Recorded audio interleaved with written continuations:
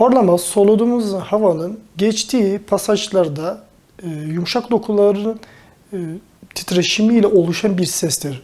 Bu soluduğumuz havalar başta burundan ve geriye doğru geniz ve yumuşak damağın arkasından geçerek gırtlaktan geçerken oradaki yumuşak dokuların titreşimiyle oluşan bir sestir. Horlama tek başına da sadece ses olarak da bir şikayet olarak gelebilir hastalarda veya birlikte de uyku apnesi dediğimiz uykuda solunum duraklamasıyla birlikte de gelişen bir hastalıktır.